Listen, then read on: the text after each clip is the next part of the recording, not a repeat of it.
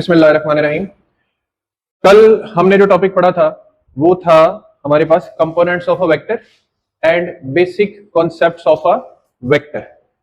आज का जो टॉपिक है वेक्टर्स में, ये बुनियादी तौर पे आखिरी दो टॉपिक्स हैं, इसके बाद वेक्टर्स का पोर्शन खत्म हो जाएगा। टॉपिक का नाम है प्रोडक्ट ऑफ टू वेक्टर्स।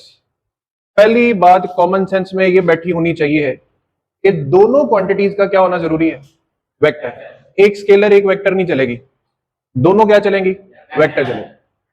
आप दो वेक्टर्स को मल्टीप्लाई करें लेकिन जवाब में स्केलर आए, मल्टीप्लाई किसको किया, वेक्टर्स को, जवाब क्या आ जाए, तो ऐसे प्रोडक्ट को या तो हम इस सिंबल की वजह से डॉट प्रोडक्ट या जवाब की वजह से स्केलर प्रोडक्ट का नाम देते हैं।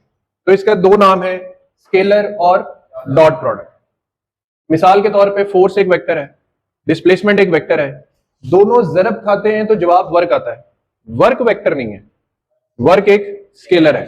तो मल्टीप्लाई हमने वेक्टर्स को किया है, जवाब स्केलर आ रहा है, तो this product is known as scalar और डॉट प्रोडक्ट। इसी तरह अगर हम दो वेक्टर्स को मल्टीप्लाई करें, ये वेक्टर्स को निशानी के लिए आप ऊपर बार्स लगा लें, कि दो वेक्टर्स को मल्टीप्लाई करें और जवाब फिर एक वेक्टर आ जाए।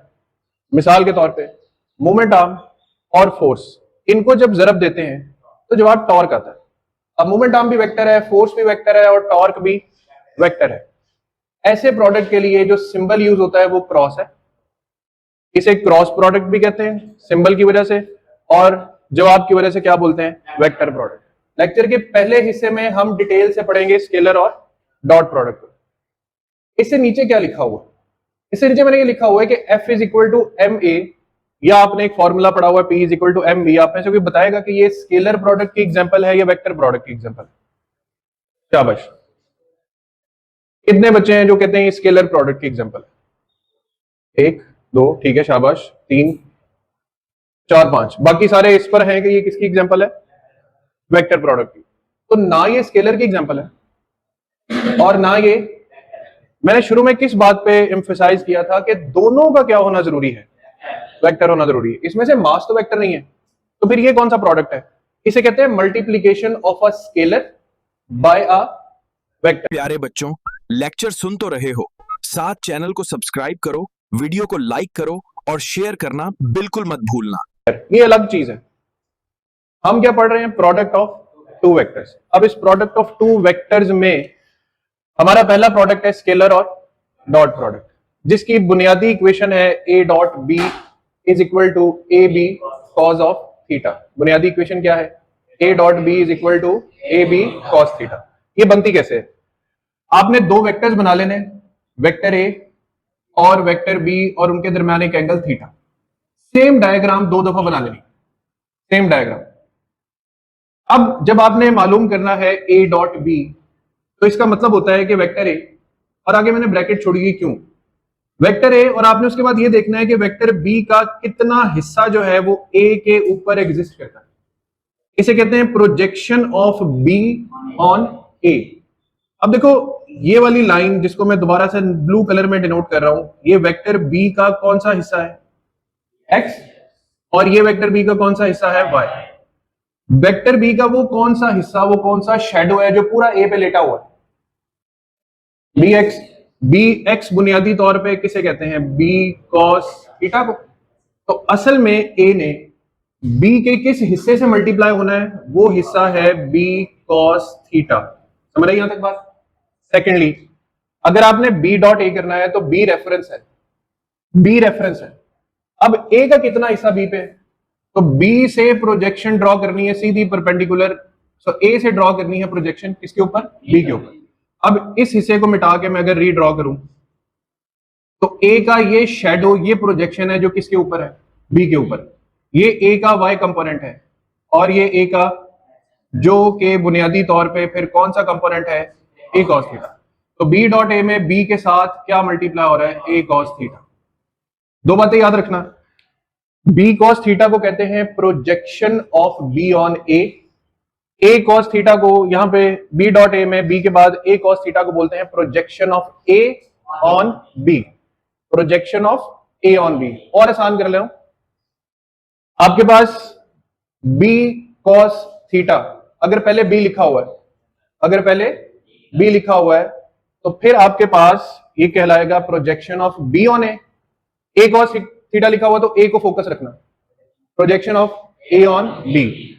अब हमारे पास equation A B cos theta में पूरी तरह क्या बन गई, ये बन गई ए बी कॉस थीटा, ये क्या बन गई बी ए कॉस थीटा। चलो ये इक्वेशन बन गई। अब अगली बात का जवाब देना।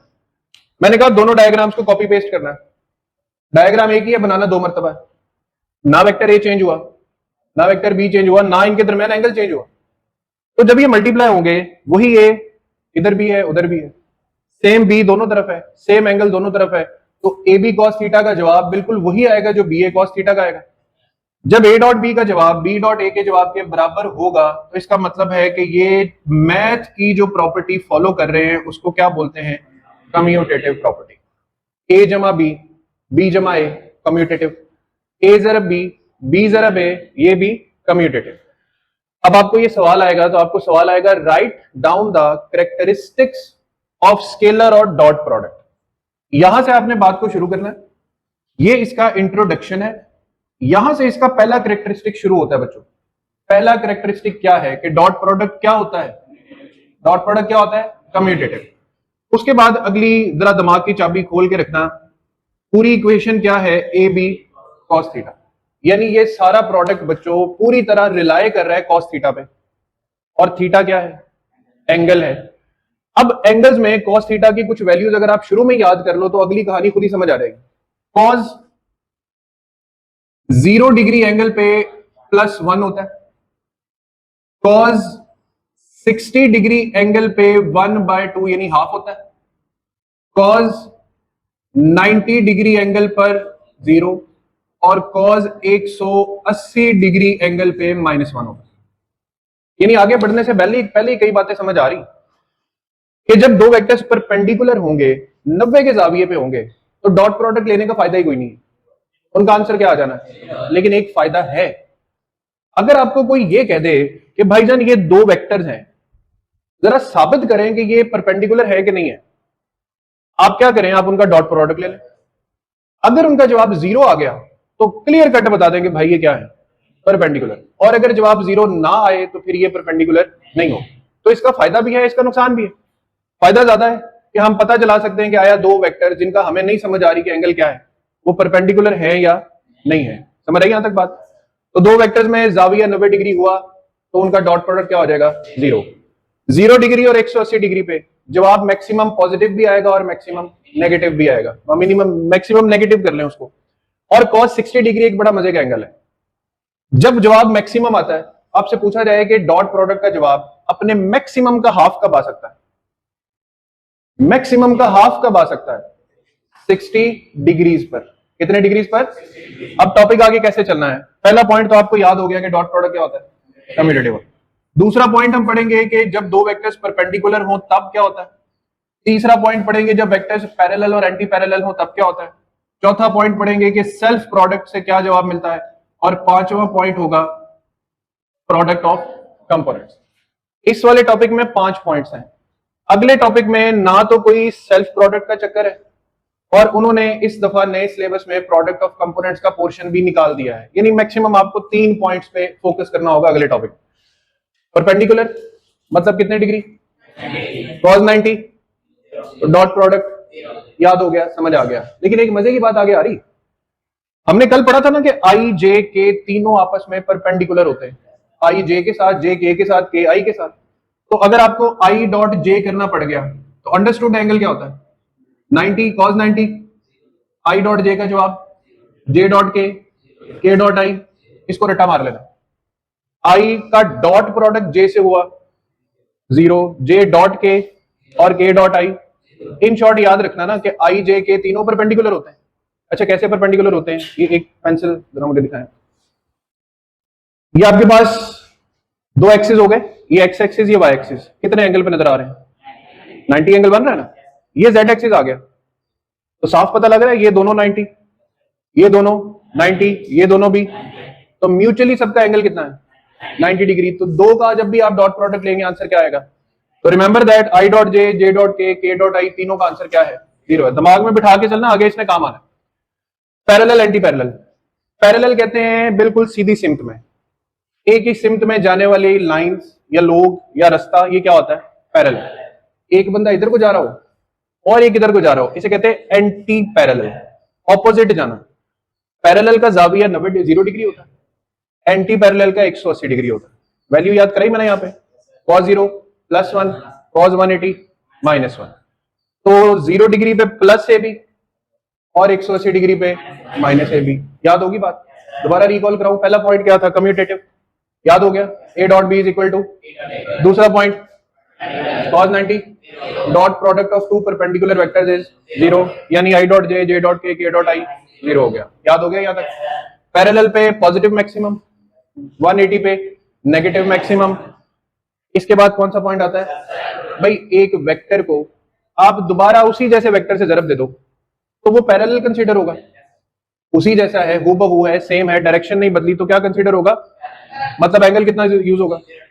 अब ए डॉट ए करेंगे तो आगे जाके ए खुद ए से ही मल्टीप्लाई होके क्या बन जाएगा? ए स्क्वायर। cos 0 क्या हो जाएगा? 1। पीछे बचा क्या?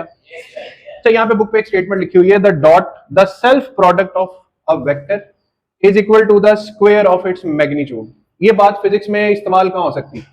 सब बच्चों ने ये फॉर्मूला पढ़ा होगा काइनेटिक एनर्जी का, 1/2 mv स्क्वायर। और वेलोसिटी एक वेक्टर है ना, इधर गौर से देखना, वेलोसिटी का स्क्वायर है तो आप इसको v डॉट v भी लिख सकते हो। ये कब लिख सकते हो? अगर कभी वेलोसिटी वेक्टर की शक्ल में दी हो तो आप उसका उसी के साथ डॉट प्रोडक्ट ले लो, वो v डॉट v किसके बराबर निकल आएगा? v स्क्वायर के। ये कौन सा प्रोडक्ट हो गया? Self product. सेल्फ प्रोडक्ट से बात याद आई, i को अगर i से मल्टीप्लाई कर दे, i कौन सा वेक्टर है? ऊंची आवाज में, यूनिट वेक्टर है। यूनिट वेक्टर का मैग्नीट्यूड क्या होता है? 1 का स्क्वायर क्या होगा? 1। तो हम कह सकते हैं i डॉट i जो होता है ये 1 के बराबर होता है। तो फिर j डॉट j और k डॉट k, जब यूनिट वेक्टर का सेल्फ प्रोडक्ट लेंगे वो स्क्वायर ऑफ 1 बन जाएगा। स्क्वायर ऑफ 1 का मतलब 1 ही है। अब दो आइडेंटिटीज बच्चों बड़ी इंपॉर्टेंट है जो आगे लेकर बढ़नी है, साथ हाथ पकड़ के चलनी। i अगर कभी j से मल्टीप्लाई हुआ डॉट प्रोडक्ट में, जवाब 0 हो जाएगा। लेकिन i अगर i से मल्टीप्लाई होगा, जवाब 0 नहीं होगा, 1 होगा। इन दो बातों को लेकर आगे चले तो बच्चों पूरी बोर्ड पे। अगले लास्ट पॉइंट का नाम है product of components. Vector A है, आगे उसके 3 कंपोनेंट्स लिखे हो, x कंपोनेंट i के साथ, y कंपोनेंट j के साथ, z कंपोनेंट k के साथ। इसी तरह एक और वेक्टर है b, वो भी अपने i, j और k के साथ लिखा हुआ है। परफॉर्म मुझे करना है a डॉट b, तो मैंने पहले a के कंपोनेंट्स लिख दिए, फिर डॉट लिखा, फिर b के कंपोनेंट। अब मैथ में आप लोग क्या पढ़ते हो कि पहला डिजिट उठाना है, उसे बाकी तीनों से जरब देनी, पहले से ही सारी समझ आ जानी है, जागते रहना है बस। ax ने bx से मल्टीप्लाई हो गया, साथ i डॉट i भी बन रहा है। गौर कर रहे हो, i डॉट i भी बन रहा है। i डॉट i तो 1 होता है, लिहाजा ये प्रोडक्ट वैलिड है जी। ax के साथ bx मल्टीप्लाई हो जाएगा। ax जब by से मल्टीप्लाई होने जा रहा है तो आप देख रहे हो i डॉट j हो रहा है, ये 0 होता है, मल्टीप्लाई करने का कोई फायदा। i को k से भी मल्टीप्लाई करने का कोई फायदा, तो काम बहुत आसान नहीं हो गया। i सिर्फ i से मल्टीप्लाई होगा, j सिर्फ j से मल्टीप्लाई होगा और k सिर्फ k से मल्टीप्लाई होगा। तो यहां पे फाइनल आंसर आएगा ax bx, ay by and then az bz, that is the product. लेकिन मुझे पढ़ाते हुए एक तसल्ली अभी भी इसलिए नहीं हो रही क्योंकि आपको अभी तक ये नहीं पता कि ये ए बी कौन से होते हैं और आगे ये ए बी क्या होता है। ये वेक्टर्स हैं, ये मैग्नीट्यूड है, ये क्या होता है? देखो ये एक वेक्टर लिखा हुआ, मैंने कल भी बताया था, जिसमें आई जे के आ रहे हो ना, वो वेक्टर होता है। और मैंने फिर एक और बात याद कराई थी, वेक्टर का मैग्नीट्यूड फाइंड करना हो तो माइंड में एक मसला ले आना, मसला फिसागोरस। ये वाला जो ए है ये वेक्टर फॉर्म में है, ये इस शक्ल में होगा 4i 3j। ये जो b है ये वेक्टर फॉर्म में, ये है 5i और 12j। ये वाला ए क्या है? ये ए उस वेक्टर का मैग्नीट्यूड है। कैसे मालूम करना है? ये मालूम करना है इस मसला फिसागोरस से, under root of 4 square plus 3 square, जवाब क्या आ जाएगा? 5। तो इस ए की शक्ल है 4i 3j, आगे इस ए की जो शक्ल है वो क्या है? 5। ये भी बी वेक्टर है, बी वेक्टर वेक्टर फॉर्म में क्या है? 5i 12j। अब इसका मैग्नीट्यूड निकालना है तो कौन सा मसला? मसला Pythagoras, under root of 5 square plus 12 square, ये कुल मिला के 13 जवाब आ रहा है।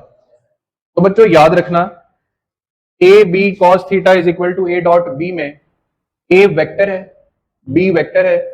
ये जब जरब खाएंगे, गौर से बात सुननी है, ये साइड जब जरब खाएगी तो आई से मल्टीप्लाई होगा और जे से मल्टीप्लाई होगा।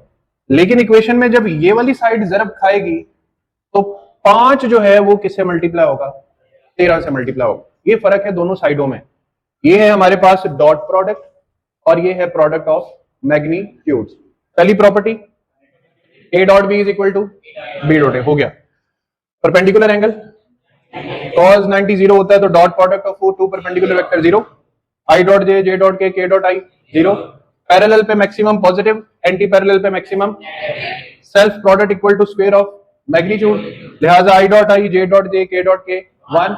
प्रोडक्ट ऑफ कंपोनेंट्स का गोल्डन रूल ये है, x से मल्टीप्लाई होगा, y से मल्टीप्लाई होगा और j से। a dot B is equal to A B cos theta में जो ये साइड वाले a और b हैं ये वेक्टर्स हैं और ये वाले a और b उन वेक्टर्स के क्या है, मैग्नीट्यूड्स हैं। All clear. अब इसके बाद हम स्टार्ट करते हैं क्रॉस प्रोडक्ट। अगर कोई बात ना समझ आए तो कमेंट्स में सर अली से पूछ लेना, कंफ्यूज मत होना। अच्छा बच्चों, दूसरा टॉपिक जो प्रोडक्ट ऑफ टू वेक्टर्स में हमने पढ़ना है वो थोड़ा सा बस ट्रिकी है, थोड़ा सा, लेकिन उसका जो कद काट है, साइज है, वो पिछले टॉपिक से थोड़ा कम है। टॉपिक का नाम है वेक्टर और क्रॉस प्रोडक्ट। जैसे डॉट प्रोडक्ट था A cross B is equal to A B cos theta, यहां पे क्रॉस प्रोडक्ट है A cross B is equal to A B. यानी अब की बार हमने ए और बी के दरमियान एक्स कंपोनेंट को चूज नहीं किया प्रोडक्ट के लिए, किसको चूज किया है, वाई। यानी जब ये ए और बी वेक्टर्स थे, पहले तो हमने बी का प्रोजेक्शन ए पे ये वाला चूज किया था ना, अब हम उसका परपेंडिकुलर कंपोनेंट चूज करेंगे। क्यों करेंगे? क्योंकि क्रॉस मल्टीप्लीकेशन जो है उसके लिए हमें जो आंसर आना है उसकी भी डायरेक्शन चाहिए। क्या बताया था मैंने कि दो वेक्टर्स मल्टीप्लाई हो और जवाब फिर से क्या हो, तो भाई वेक्टर की डायरेक्शन होती, ए की डायरेक्शन होगी पता होगी, बी की भी डायरेक्शन होगी, तो ये जब जवाब आएगा ये कैसे इंफॉर्मेशन लेकर आएगा कि भाई मेरी ये डायरेक्शन है, इसकी इंफॉर्मेशन मालूम कैसे करनी है उसका तरीका गौर से सुनना है।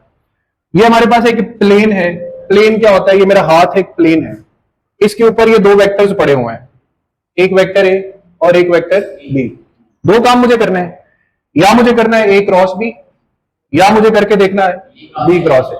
लेकिन फिर याद रहे क्रॉस प्रोडक्ट का जवाब भी एक वेक्टर है और वेक्टर की क्या होती है, ए क्रॉस बी से जो डायरेक्शन आएगी अगर तो वही same direction b cross a से भी आ गई तो कहानी आसान है, ये प्रोडक्ट भी क्या होगा, कम्यूटेटिव होगा।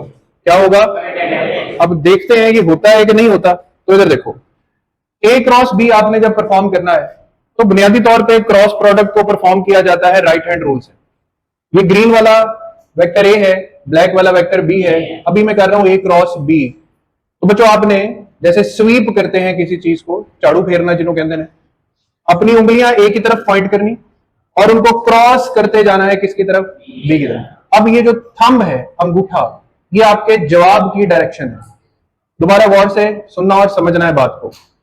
ए क्रॉस बी, ए की डायरेक्शन वाजे, बी की भी वाजे, इनके जरब देने से जो जवाब आना है उसकी क्या डायरेक्शन है, कैसे निकलनी है, किस रूल से निकलनी है। ए को बी की तरफ रोटेट किया, हम किस तरफ जा रहा है, अपवर्ड। तो बच्चों ए क्रॉस बी बराबर होगा ए बी साइन थीटा के, और साथ बताना पड़ेगा कि इसकी जो डायरेक्शन है वो किस तरफ है। यानी ए को बी से जरब देने से ये जवाब आएगा और ये जवाब किसका होगा, ए क्रॉस बी का। अब बुनियादी तौर पे मैंने ये अप वाला साइन लिखा कहां पर है, पूरी इक्वेशन दोबारा देखें, ए बी साइन थीटा, ये साथ मैंने एक एन तो लिखा है लेकिन उसके ऊपर जो सिंबल है वो आपको बताएगा ये कौन है, यूनिट वेक्टर है। इसको कहते हैं नॉर्मल यूनिट वेक्टर। क्या बोलते हैं? ये यूनिट वेक्टर हमेशा किसी भी प्लेन के ऊपर परपेंडिकुलर निकलता है। जैसे जहां बोर्ड मार्कर्स पड़े हुए थे वो प्लेन था, ये किधर को निकल गया, तो ये नॉर्मल टू द सरफेस है। क्या है? इसीलिए इसको एन यूनिट वेक्टर कहा गया है। क्या कहा गया है? तो जब हमने ए क्रॉस बी किया जवाब अपवर्ड जा रहा है, अब बी क्रॉस ए करके देख लेते हैं। ये हमारे पास दोबारा वही वेक्टर, अब बी वाला वेक्टर ब्लैक वाला है, बी को रोटेट करना है ए की तरफ, किया, थंब डाउनवर्ड चला गया, तो ये तो बिल्कुल उलट काम हो गया। जब हमने बी क्रॉस ए परफॉर्म किया तो बी क्रॉस ए का जवाब चला गया डाउनवर्ड, ये वेक्टर चला गया। बच्चों इक्वल वेक्टर की डेफिनेशन कल पढ़ाई थी मैंने, क्या पढ़ाई थी कि अगर वेक्टर सेम साइज में हो, सेम डायरेक्शन में हो तो इक्वल है। अब इक्वल ए क्रॉस बी का जवाब बी क्रॉस ए के जवाब के इक्वल निकला, डायरेक्शन की वजह से बात खत्म होगी, चली नहीं आगे बात। तो हम पहली प्रॉपर्टी ये याद रखेंगे कि डॉट प्रोडक्ट तो कम्यूटेटिव होता था, ये प्रोडक्ट कम्यूटेटिव नहीं है। तो इस प्रोडक्ट के बारे में आप क्या लिखेंगे? इस प्रोडक्ट के बारे में आप लिखेंगे कि A cross B is not equal to B cross A. लेकिन बच्चा पार्टी अगर इस बी क्रॉस ए को मैं नेगेटिव साइन से मल्टीप्लाई कर दूं तो इसका कद काट ही रहेगा, लेकिन इसकी डायरेक्शन बिल्कुल बदल जाएगा, यानी ये डायरेक्शन बदल के इस सिम्प में आ जाएगा। ठीक है, अब ये पढ़ा जाएगा माइनस बी क्रॉस ए। अब दोनों को इक्वल कहा जा सकता है, तो अब आप ये कह सकते हैं कि ए क्रॉस बी बराबर होता है बी क्रॉस ए के, बशर्ते कि उसे सिंबल माइनस से क्या किया हो, मल्टीप्लाई। एक और भी इसका सिंप ये है कि जब आप ए क्रॉस बी परफॉर्म करते हैं तो बच्चों बी क्रॉस ए करने से उसकी डायरेक्शन बदल जाती है। डायरेक्शन बदलने का पता चलता ही किस साइन से है, नेगेटिव साइन। तो पहली प्रॉपर्टी याद होगी कि A cross B is not equal to, लिहाजा ये कम्यूटेटिव नहीं है, ये कम्यूटेटिव नहीं है। उससे अगली एक बड़ी इंपॉर्टेंट बात, सब बच्चे ध्यान इधर रखना है इस हाथ पे। ये ग्रीन बोर्ड मार्कर फर्ज कर लो एक्स एक्सिस की तरफ है और ब्लैक वाला वाई की तरफ है। जब मैंने ए क्रॉस बी किया तो अंगूठा थंब ये किधर, किस एक्सिस में जा रहा है? जेड एक्सिस में।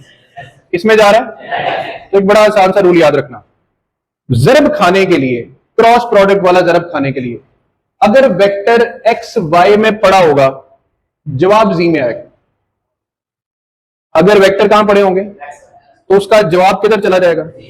अगर वेक्टर वाई जी में पड़ा होगा जवाब जाएगा x में, और अगर वेक्टर z x में पड़ा होगा तो जवाब चला जाएगा y में।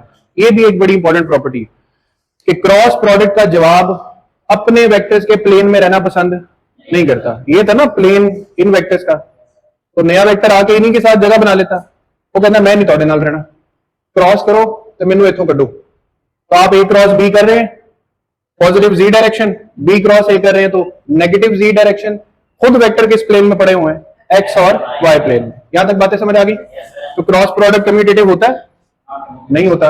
अब एक और बात, तो वजह से बात देखना, ए को बी से मल्टीप्लाई किया, लंबाई को चौड़ाई से मल्टीप्लाई किया, लंबाई चौड़ाई से मल्टीप्लाई हो तो क्या मिलता है? एरिया। भाई अगर तो वेक्टर ए इस तरह और वेक्टर बी इस तरह मिलते तो एरिया मुस्ततील का बनता, हम कहते हैं ये एरिया ऑफ रेक्टेंगल है। लेकिन ए और बी के दरमियान कोई भी एंगल हो सकता है, ए और बी ऐसे भी हो सकते हैं। जब ये ऐसे होंगे तो ये मुस्ततील नहीं बनाएंगे, जब ये शक्ल बनेगी तो ये शक्ल मुस्ततील नहीं कहलाएगी, पैरेललोग्राम कहलाएगी। लिहाजा हम जनरलाइज फॉर्म में कहते हैं कि ए को बी से जरब दी जाए तो हमें उसके नतीजे में क्या मिलता है? Area of parallelogram. तो यहां पे अभी कहानी असल पॉइंट्स की तरफ गई नहीं है और अच्छे खासे पॉइंट्स हैं याद करने वाले। पहला पॉइंट, ए क्रॉस बी का जवाब एक वेक्टर होता है, उसकी डायरेक्शन ये नॉर्मल यूनिट वेक्टर बताता है। दूसरा पॉइंट, ए क्रॉस बी का जवाब अपवर्ड है, बी क्रॉस ए का जवाब डाउनवर्ड है, ऑपोजिट है, इक्वल नहीं है, लिहाजा A cross B is not equal to. Equal होते हैं बट साइन नेगेटिव। वेक्टर जिस प्लेन में हो उनका जवाब उससे परपेंडिकुलर निकल जाता है, एक्स वाई से जी में, वाई जी से एक्स में, जेड एक्स से वाई। अब चूंकि इसमें कौन सा थीटा आ रहा है? Sine theta. साइन की वैल्यूज अगर पहले से पता चल जाए, याद हो जाए, तो अगली कहानी फिट हो जाएगी। साइन 0 पे 0 होता है, 30 पे 1/2, 90 पे 1, 180 पे दोबारा। तो अब देखो क्रॉस प्रोडक्ट किस एंगल पर मैक्सिमम आएगा? जवाब है 90। क्रॉस प्रोडक्ट किस एंगल पे हाफ ऑफ द मैक्सिमम आएगा? क्रॉस प्रोडक्ट किन एंगल्स पे नल वेक्टर आएगा? 0 एंड 180। सो वेरी सिंपल, अगर दो वेक्टर्स पैरेलल या एंटी पैरेलल है तो ए क्रॉस बी का प्रोडक्ट बेसिकली कौन सा वेक्टर आएगा? इसको बाद में 0 भी कहेंगे, लेकिन फिर याद रखना vector cross multiplied by a vector is also a vector, इसलिए मैंने इसको पहले जीरो नहीं कहा, क्या कहा? अब आप कह सकते हैं कि नल वेक्टर का जो मैग्नीट्यूड होता है वो क्या होता है? अल्टीमेटली जीरो ही हो जाना है। बात समझ आ गई? तो अगर पैरेलल या एंटी पैरेलल का जवाब जीरो है तो पुत्र आई क्रॉस आई जीरो, जे क्रॉस जे और के क्रॉस के भी, तो ये पिछली बात से उलट नहीं हो गया सारा?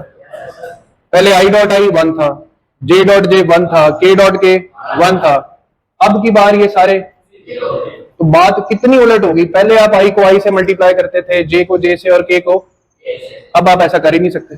अब आप यही नहीं कर सकते, आप आई को आई से नहीं मल्टीप्लाई कर सकते, जे को जे से नहीं कर सकते और के को के से नहीं कर सकते। बात समझ आ गई? और इसका आखिरी पॉइंट कि अगर दो वेक्टर्स आपस में परपेंडिकुलर हैं तो जाविया कितना बनेगा? sin 90, 1 a b n unit vector, the answer is. अच्छा, जैसे इसका आंसर मैक्सिमम पॉजिटिव है तो सवाल आता है इसका आंसर मैक्सिमम नेगेटिव किस एंगल पर होगा? तो बच्चों वो जवाब है, जैसे sin 91 होता है तो sin 270 डिग्री जो होता है वो -1 होगा, यानी नेगेटिव मैक्सिमम निकल सकता है मगर किस एंगल पे? 270 डिग्री। ये बात तो चलो आसानी से समझ आ गई मैक्सिमम, लेकिन बात जहां आसानी पे खत्म होती है वहीं अगली मुश्किल शुरू हो जाती है। एक्स वाई जी का आपस में एंगल क्या होता है? 90 डिग्री। तो अगर आई क्रॉस जे को मल्टीप्लाई किया, जे क्रॉस के किया, के क्रॉस आई किया, तो जवाबात क्या निकलेंगे? ये इस हिस्से का सबसे मजे का पोर्शन है। पेंसिल एक मुझे बना दे। अब देखो, ये हमारे पास रहे तीन एक्सिस, एक्स वाई और जी। आई क्रॉस जे का जवाब क्या आना है? अंगूठे ने बताना है, और अंगूठे पे ध्यान देना। ये है वेक्टर आई, ये है वेक्टर जे। पहले क्या लिखा हुआ? यानी आई को स्वीप करे जे की तरफ, आई को जे की तरफ स्वीप किया तो अंगूठा किसकी डायरेक्शन दे रहा है? तो इसका मतलब है आई क्रॉस जे का जवाब किधर निकल जाएगा? ये वही बात नहीं जब मैंने बताया था कि वेक्टर एक्स वाई में हुआ तो आंसर जी में चला जाएगा। अब वेक्टर वाई जेड में है तो जवाब एक्स में चला जाएगा, लेकिन जो काम कर रहा है तो उसी के तहत देखते हैं ना। ये जे है, ये के है, जे जरब के आई की तरफ अंगूठा निकल गया तो जे क्रॉस के, आई के क्रॉस आई का जवाब जे। गल समझ आई? अगर गल समझ आई, ये क्या लिखा हुआ? आई क्रॉस जे, जवाब क्या है? ये क्या लिखा है? जे क्रॉस आई। बताओ इसका जवाब क्या होगा? माइनस के क्यों होगा इसका जवाब? ए क्रॉस बी बराबर होगा बी क्रॉस ए के, लेकिन उसके साथ साइन क्या आ जाएगा? तो A cross B, B cross ए कर दिया तो जवाब को क्या करना पड़ गया? लेकिन ये माइनस आई हो गया, ये माइनस जे हो गया, इतना रट्टा ना तो मेरा तेज है ना ही माशाल्लाह आपका तेज है। तो फिर इसका एक आसान हल भी है। आपको ये सारी वैल्यूज याद रखनी हो, सारी वैल्यूज याद रखनी हो, तो आपने क्या करना है? अपनी बुक पे आई जे के की शक्ल में 2 मरतबा इस तरह से सिमेट्री बना लेना। इससे क्या होगा? क्लॉक है ना, तो क्लॉक की सिमत में घूमने वाले चक्कर को कहते हैं क्लॉकवाइज, उससे ऑपोजिट घूमे तो एंटी क्लॉकवाइज। आपने पहला चक्कर घुमाना है एंटी क्लॉकवाइज और दरम्यान में लिख देना प्लस। ये एंटी क्लॉकवाइज रोटेशन से पॉजिटिव जवाब आते हैं। अब देखो, इस तरफ घूमते जाओ, आई क्रॉस जे का जवाब के, आई क्रॉस जे का जवाब, जे क्रॉस के का जवाब पॉजिटिव आई, के क्रॉस आई का जवाब पॉजिटिव, और इसी डायग्राम को क्लॉकवाइज घुमा दो तो सारे के सारे जवाब जे क्रॉस आई लिखा हुआ है, जे क्रॉस आई जवाब माइनस के, फिर सारा घूम घुमा के आपके पास अल्टीमेटली ये टेबल बने। तो ये बातें याद रखने की जरूरत नहीं, याद सिर्फ ये 2 चीजें कर लो कि एंटी क्लॉकवाइज रोटेट किया तो पॉजिटिव, क्लॉकवाइज रोटेट किया तो नेगेटिव।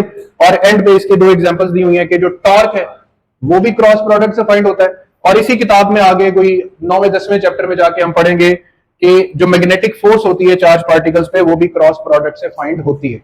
और बच्चों ये क्रॉस प्रोडक्ट जहां कहीं भी आया ये सारी प्रॉपर्टी साथ चलनी। याद रखना है कि V अगर x में है और B अगर y में है तो फोर्स किधर जाएगी? जेड एक्सिस में, जी एक्सिस में, यानी जिस प्लेन में वेक्टर्स होंगे जवाब उस प्लेन में नहीं रहेगा। बात समझ आ गई? क्रॉस प्रोडक्ट कम्यूटेटिव होता है? नहीं होता। पैरेलल एंटी पैरेलल पे जीरो, लिहाजा आई क्रॉस आई, जे क्रॉस जे, के क्रॉस है जीरो। ये मैक्सिमम होता है तो किस एंगल पे? 90 डिग्री पे, यानी दो वेक्टर्स क्या हो?